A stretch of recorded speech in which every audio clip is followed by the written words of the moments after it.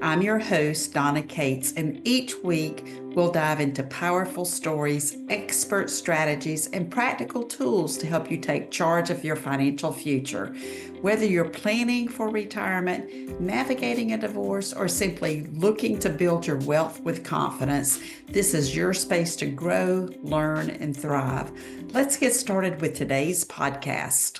Nancy, it's so good to have you here today. I'm with Nancy Shenker, and I'm hoping I pronounced that right because I didn't ask you before we started Spot recording. on.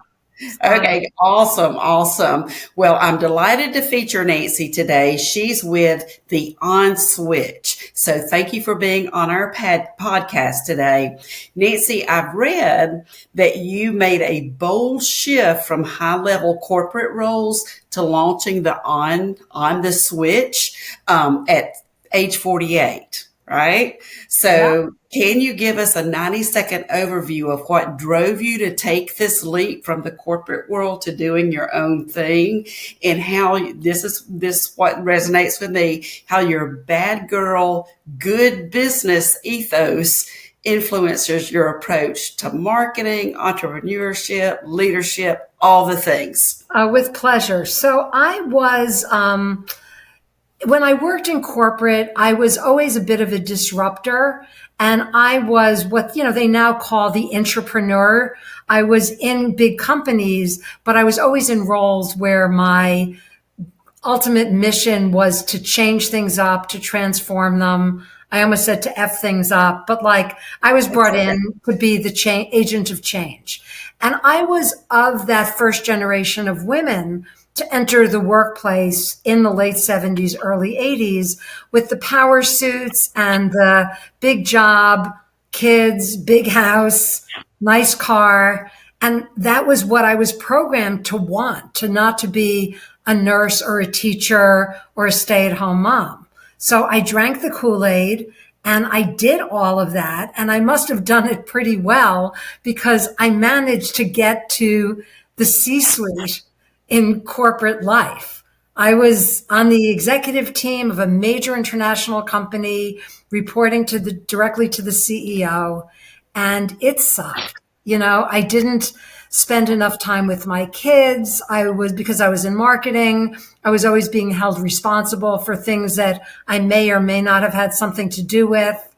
And I was living in a constant state of stress and unhappiness. But I was making a lot of money, which can also make up for a lot of ills. But when my position was eliminated, in other words, I was fired, the only time in my life, it was kind of a planned suicide because I was really ready to take my toys and go elsewhere.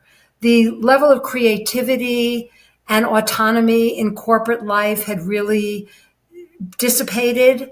And all the things that I had been rewarded for early on in my career, making change, being creative, thinking out of the box, was not really wanted anymore. And one of my favorite stories is I wrote the strategic plan for the last company that I worked for. And because the CFO and the CEO didn't know how to use PowerPoint, we were sitting at 10 o'clock at night in my office and they were dictating to me and I was typing. And I was 48 years old and I'm like, I had no words. So I did something that was really either really stupid or really ballsy. And at 48, hung out a shingle and launched my own marketing consulting company. So hopefully that's 90 seconds or less, but that's kind of the story of how I ended up as a founder. Before being a founder was cool. This is back in 2003. And then 2005, digital media fell into the hands of businesses. And I was an early adopter, and that really gave me a first mover advantage against some other marketing companies because I was using Facebook and Pinterest and X and all the other apps before most of my competitors had even graduated high school or college. And see, that's so refreshing to me. And let me share with you how I can relate. So being in a male dominated financial industry, growing up in that field. And when you were talking about the corporate attire and the look and all I can think about are those horrible pantyhose, right? Oh, it'd be 95 degrees out and you'd be wearing, clear pantyhose and God forbid you hadn't shaved your legs. It was Right. yeah, I look back now, at pictures from that era and I just look miserable. I look stressed and I look ridiculous with the short haircut and the giant shoulder pads and the bow tie. Well, we've come a long way, so I'm grateful that you made that leap and took that risk on yourself. I want to share with you, I literally just left the corporate world 2.5 years ago and started my own business. Congratulations. So I can totally relate, right? Absolutely. And I'm kind of in the weeds, but I'm working to make all of the things happening. But your creativity, when I look at your Facebook post and your website and all, your creativity is amazing. What I'd love to hear about from you first is, what do you see as the biggest problem in your industry and how are you going to solve that? Because I know that's what you're doing. You're breaking outside of the box, making it okay for us to use AI and digital marketing. Yeah, I think the two biggest obstacles to truly, three biggest obstacles to truly great marketing today. The first is kind of the death of the traditional brand. And one of the things that I'm passionate about is brands that have survived 30, 50, 100 years, because it isn't by accident. Anybody can found a business, not anybody, but founding a business, scaling a business, selling a business is very transactional. But can you build a business with staying power that really grows and scales? And I think some of those strategic skills are not necessarily being taught to marketers today. Is what do you really stand for as a brand? So that's number one. Number two is the youthification of business and marketing, and the assumption that just because somebody knows what buttons to push, how to operate the machine, as it were, that will make them a better marketer. It's like saying, well, my postman knows how to deliver the mail, so I'm going to put him in charge of my direct mail program.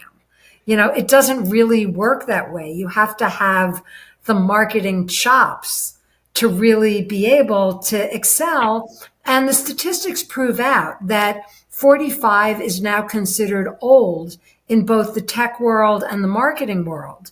So being able to tap in to us OGs who know a thing or two because we've been through many stages, I think would benefit a lot of companies today.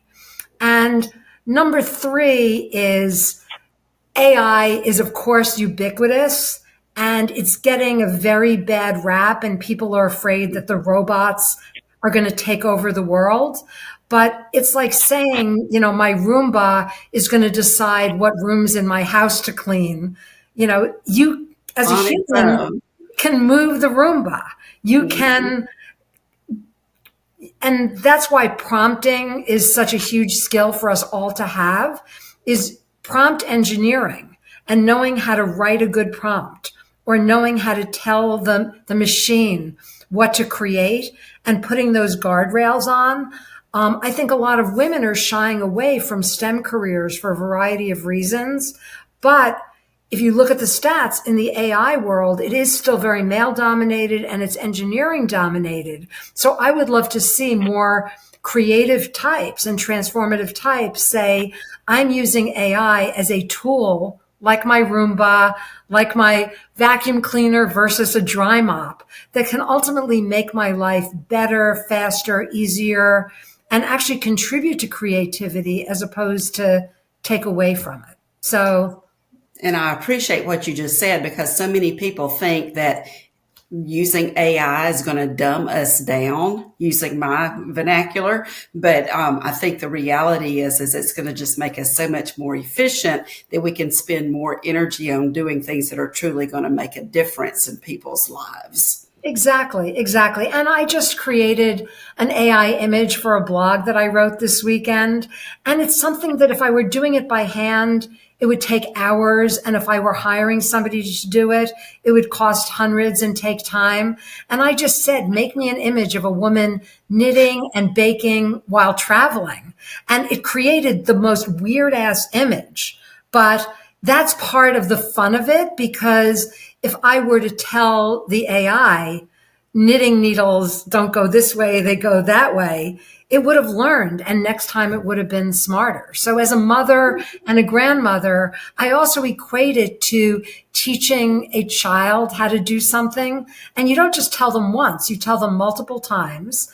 And then the next time you're baking and you need somebody to, I know I'm using all these Susie homemaker analogies, but I do have a domestic side. But if my granddaughter has churned butter and eggs in the mixer and I teach her how to do it, the first time may be messy, but by the third time she'll perfect it. And so we just need to look at AI as our robotic butler and say, it works for me, not the other way around. So how can I teach the automation to be my servant or to be my butler? And I've always wanted a butler. So this is I really know that's awesome. That's awesome. And you've kind of already addressed my next question, but I'm curious to know where you see your industry going over the next 5 to 10 years and how you're helping to shape that with the work that you do. Well, I really, really hope that agencies and brands wake up and say, wow, there's this whole population out there that not only has history and experience, but also has tremendous spending power. Everybody's very focused now on Gen Alpha and Gen Z because they're super active on digital media. But people 50 and older have $70 trillion in disposable income. We travel, we buy stuff for our kids and our grandkids, we spend on ourselves. And it's a huge segment of the market that has been not only ignored, but kind of marginalized. Oh, she's an old lady. I don't want to see my cool pants on her. I want to show only models who are 19 and skinny. But you know what? I may buy those pants in 10 different colors because I can. So, it's like the guy who said, I rob banks because that's where the money is. It blows me away that so many intelligent brands are just completely ignoring this segment of the market because they think all we spend money on is Depends and funerals.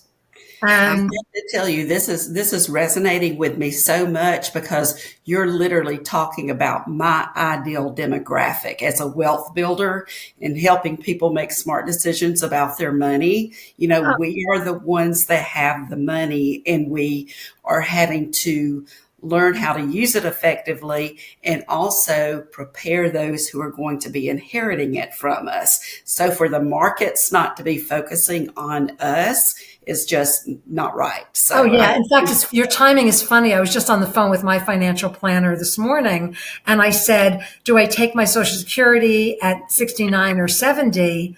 Should I take that extra $400 and invest in the market? And would I be better off doing that? Because, and we set up a call in December to talk about it because, yeah, I have as much money to spend now, if not more, than I did when I was in my 20s or 30s. So take my money, please. Absolutely, absolutely. Well, and you've said so many things that are resonating with me. I would love to hear, with the path that you've been on, what's the biggest failure or challenge that you've encountered in your life, business or otherwise, and how has that impacted you now? Wow, that's a big one. I will focus primarily on the business one. I think coming out of corporate life and being very successful as a C-level executive and senior executive, I thought I had all the answers. And I was not prepared when the recession hit. And I pretty much lost everything and then some. The COVID was easier for me because it's like that line from Monty Python, no one expects the Spanish Inquisition. I was actually pretty chill during the pandemic. I hated the word, but I pivoted pretty quickly, and my operating expenses were low, and I was just able to get through it. It was actually a really good year for me because having come out of the event world and there were no events, I got a call from a former colleague who said, remember that stuff you were talking about 21 years ago that we were going to do if people stopped going to trade shows? We need that now. So this is a place where experience and really getting kicked on your keister, can really make you smarter for the next time. And then on a personal level, one of the things I've come to realize is that, some of the professional decisions I made were at the expense of being a great mother and great daughter. And now family and friends just have so much more value to me than they did when I was younger, because you realize when you get older how tenuous life really is. So That's from the pragmatic to the mushy. Yeah, I totally get it. So let me ask you this question, and this is another one of those you've probably been asked before, but if you could have lunch with anybody, whether they're living or deceased, who would that be and why? It's funny, whenever I get asked the question, my answer kind of changes. Yeah. This week's answer is for sure Gloria Steinem.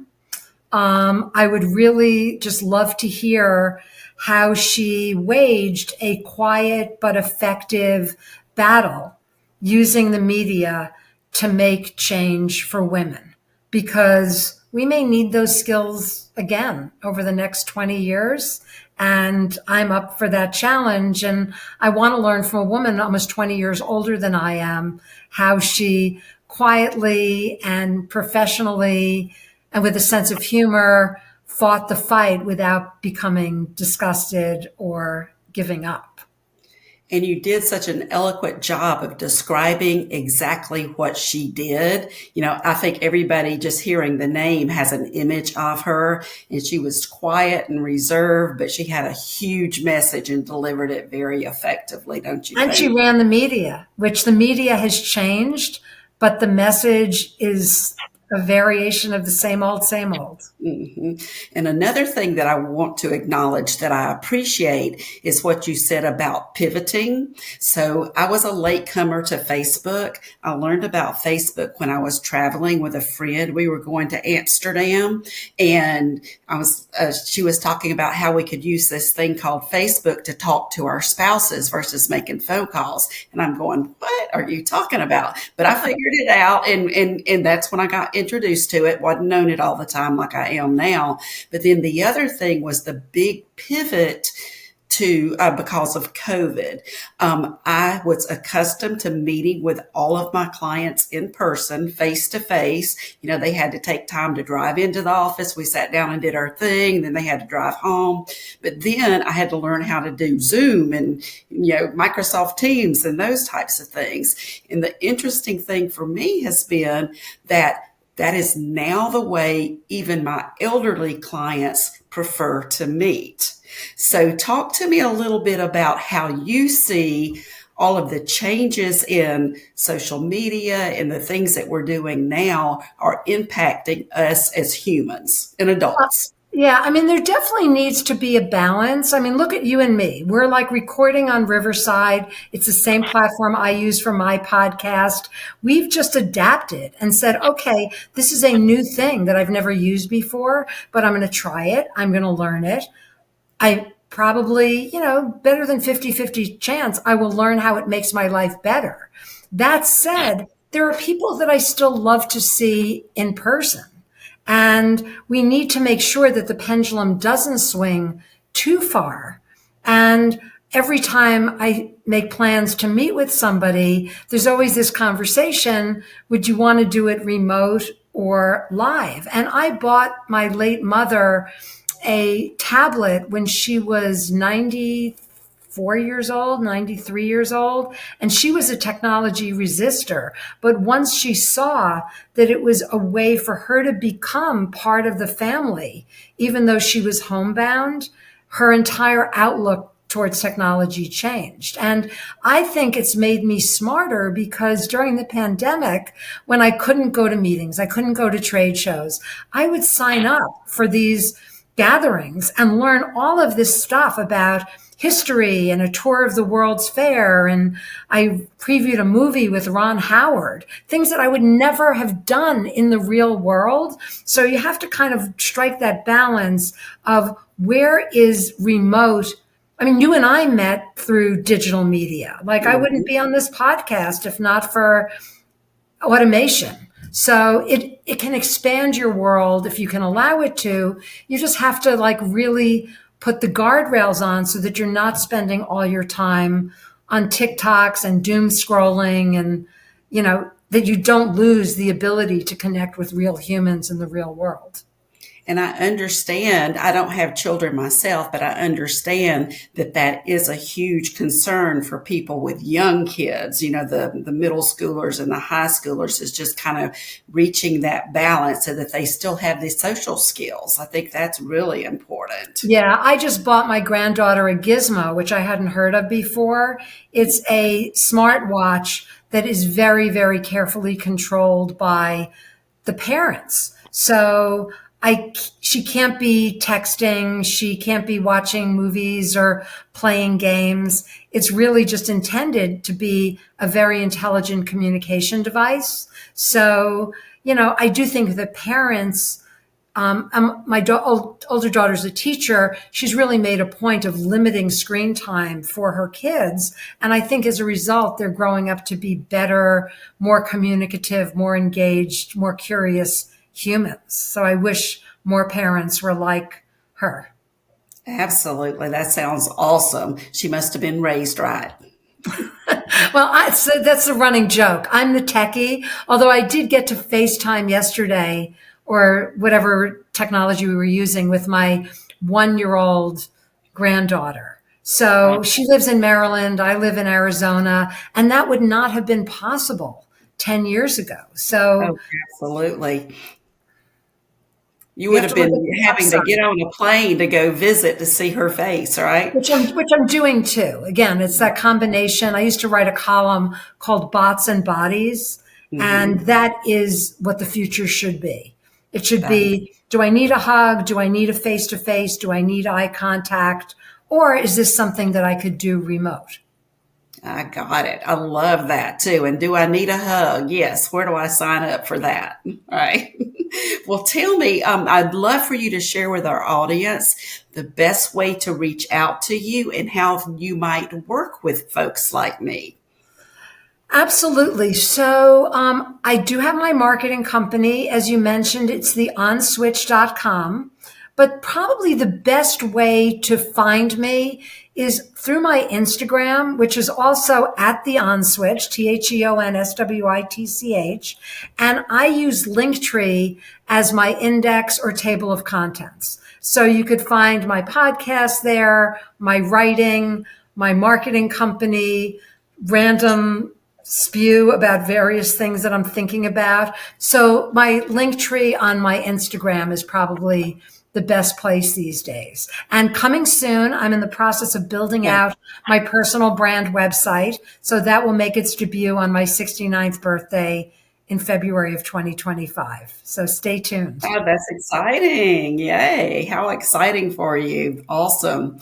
Well, one last question before we wrap up. What do you see next for yourself? 2024 was a really great year for me in that I realized that the big things that I love professionally are writing content, which I do a lot of. That's how I make a living, and organizing conferences. I just did my first one last week and I organized it. I lined up all the speakers and I was the MC. And that is a newfound passion. So I will be continuing that through 2025. I am launching my personal brand, as I said, which is all about speaking, stand-up. I do a little stand-up comedy and inspiring young women not to fear aging and older women to be badasses and stay relevant and out there. And then from a personal level, friends and family first, self-care, actually is tied with self-care, which is the Right. key to longevity. And I have a passion for travel. And I visited 11 states in 2024, and I plan on increasing that by 10, 20% by 2025. Because when I travel, I see new things, I meet new people, I have new experiences, and that keeps me up here and in here, continuing to grow and evolve. Well, you are the epitome of the why I want to do this podcast, because we women have so much to offer and so much ingenuity and energy and all of the things. So I love everything that you're doing. So I'm going to go ahead and we'll close down the interview for now, but I'll encourage everybody to reach out to you, visit your Instagram account so that they can get that link tree information and start following you to get your words of wisdom. I hope today's conversation left you feeling inspired, informed, and ready to take the next step in your financial journey. Remember, building wealth isn't just about money, it's also about creating a life that aligns with your goals and values. If you found this episode valuable, please subscribe, leave a review, and share it with the women in your life who deserve financial empowerment too. Until next time, stay confident, stay empowered, and keep building the life you desire.